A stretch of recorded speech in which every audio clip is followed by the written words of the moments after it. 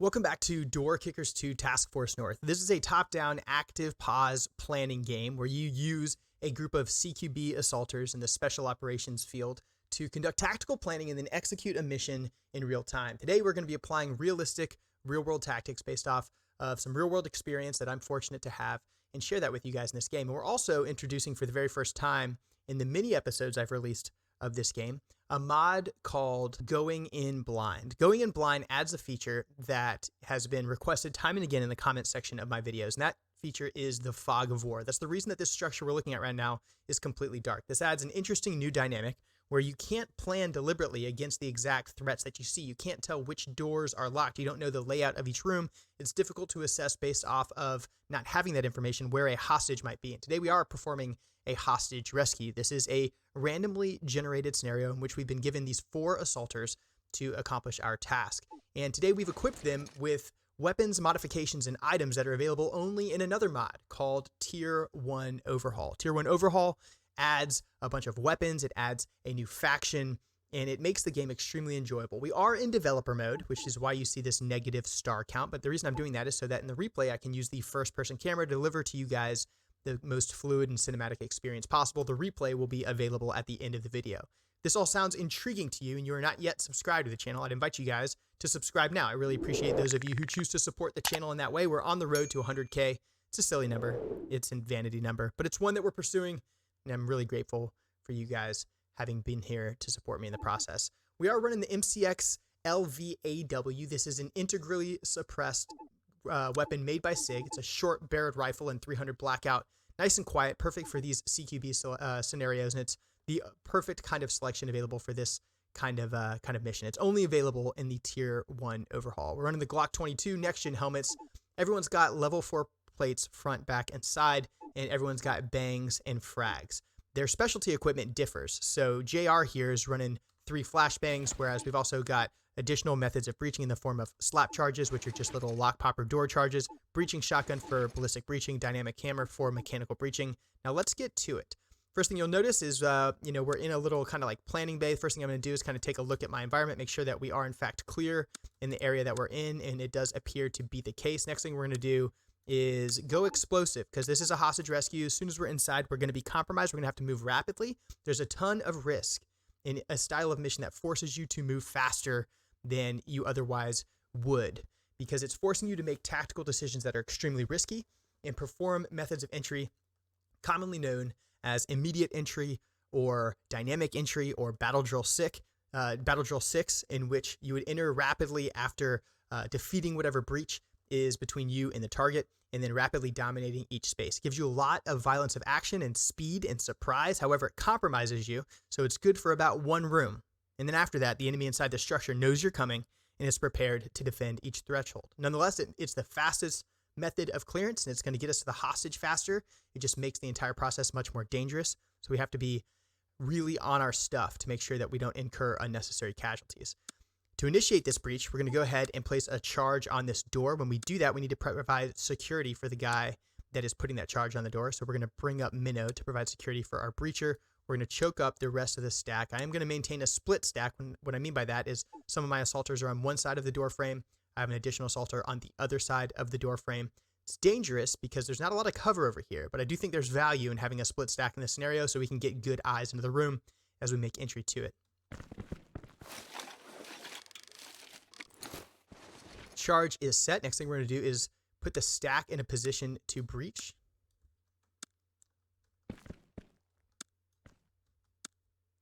Which we've done right here. Next thing we're going to do is prep this space with a flashbang. We never throw handheld devices with our number 1 man if we can help it. That means JR here and Drummer need to maintain security on this door at all times. That means my bang is going to have to come from Minnow. I would, throw a frag if I was certain there was enemy combatants in this room, but there's also hostages and potentially even civilians in the structure. So I'm going to throw a bang rather than throw a frag. And the way we'll do it in this game, which is certainly not possible in the real world, is we'll throw that bang, and while it's in the air, we'll detonate the charge as it's en route to the destination. You can see that bang right there. We'll go ahead and detonate this charge. Breach is open. We see 1 combatant here. The reason that split stack helps us out in this case is because I've got JR in a position to take this shot. He does that. Now we know we've got dead space right here. I've got a little bit of dead space right here. I've got a closed door with dead space behind the door here. And because I get that highlighted portion there, I know there's another door right there. So threat, threat, threat. Dynamic entry is, designed to account for all those threats as fast as possible. But there's still risk associated with it, which I'm sure we'll find out here shortly. Since JR just took the first shot into the room, he also has the best situational awareness on what is happening in that room, which makes him the natural choice for our number one man for this entry. The way he's going to accomplish this is by first panning towards the center of the door and doing what's called a center check. He's just a natural sidestep on his way into the room. Then he will enter the room, take a wall, and move towards what's called his point of domination. This is a corner-fed room, so his point of domination is right here. Doctrinally, he would travel all the way to it, although we know it's going to be clear before he reaches that corner, so I'm not going to have him travel all the way down that wall. I'll have him stop right about here.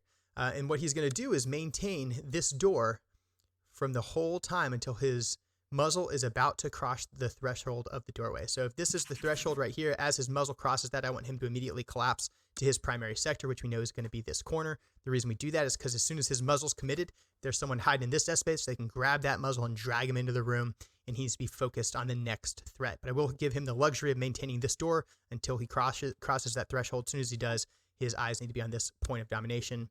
He will collapse his sector, and then by the time he reaches this point of domination, he will have turned around completely and have eyes on this door. He'll be the number one man. Drummer here will be the number two man. It's a corner-fed room. He'll do what he can to clear this dead space. He really can't because that door's not going to move in door kickers.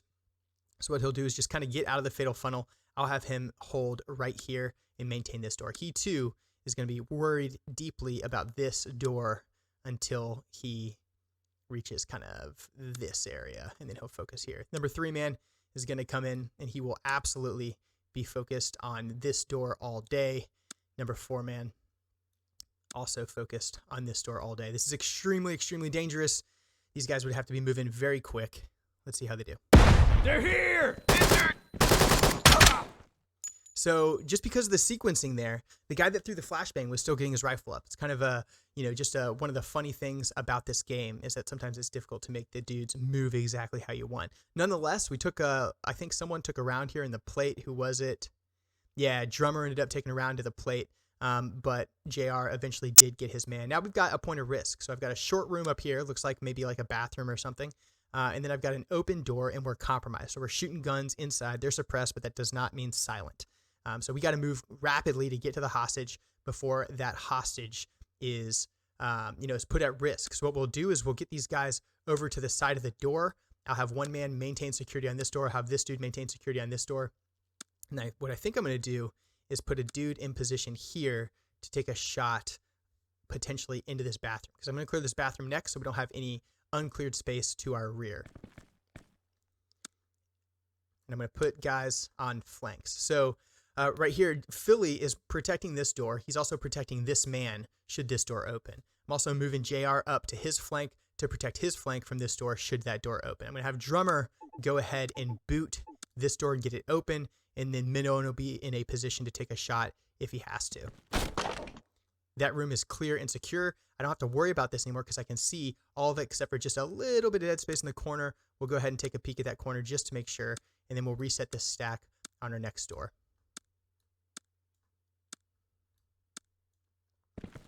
This room is clear. Now I've got a split stack to work this next room. We're going to breach from the door handle side. We're going to bang from the opposite side. So there's the boot. The bang will go in right behind it. It looks like another short room. I'm going to make sure that bang's deep enough in the room that it's not going to affect my guys on the outside of it. Breach is open. Bang's in. Bang looks good. The room looks clear from external. We get the benefit of good eyes into the room because we have that split stack that can see most of it. What we'll have them go ahead and do is flip the stack on the way in. This will be my number one man. This will be my number two man. This is a center-fed short room. I do want to get everybody into it, though. So I'm actually going to have him push long. So he will perform a center check, point of domination check, collapse his sector, immediately following, maintain here. This man will do the same thing, center check, point of domination, and then maintain the door. We know that door is going to be our next obvious threat. We'll have this man just hold the door.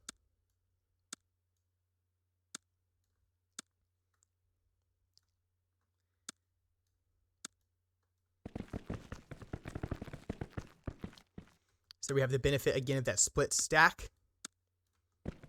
This one is again pretty dangerous. We will go ahead and boot from this side.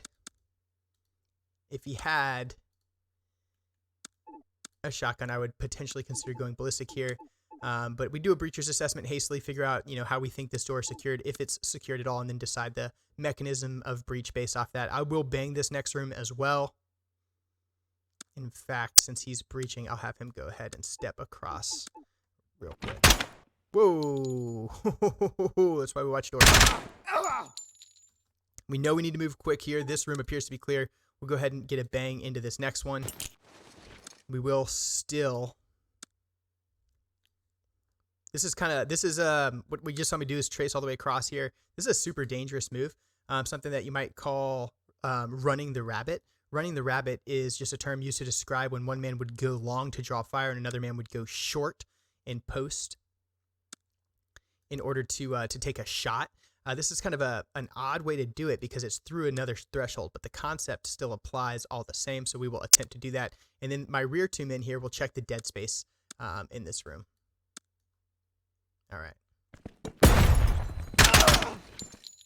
All right, we know we have one there. Looks like another shooter there. Still don't have eyes on a hostage, but we know now that we've got bad guys deep in the last uncleared room in the house. That means there's bad guys with the hostage. So this puts us in a position to move super, super, super fast.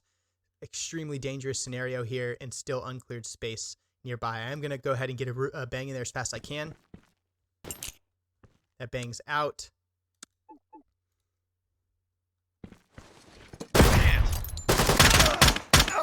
All right, all the bad guys are dead, and I presume then that our hostage has survived. So 7 hostiles have been killed. No hostages have been lost. There was 2 in there somewhere. Let's go ahead and play this back and see exactly where they were.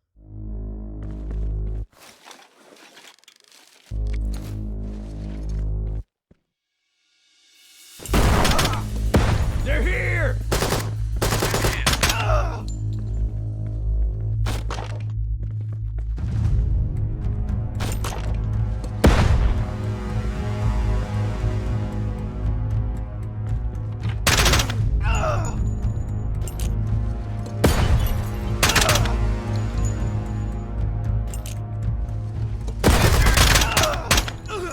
The game is called Door Kickers 2 Task Force North. It's available for sale over on my game store at nexus.gg/controlledpairsgaming. If you buy it there, it supports me directly. Thanks to all of you who do that. The mod is called Going In Blind. It's available on the Nexus mods store. I'm also using the Tier 1 overhaul. That also is in the description and linked over at Nexus mods. Thanks for watching. Thanks for subscribing. I'm Controlled Pairs. This is Door Kickers 2. See you guys in the next one.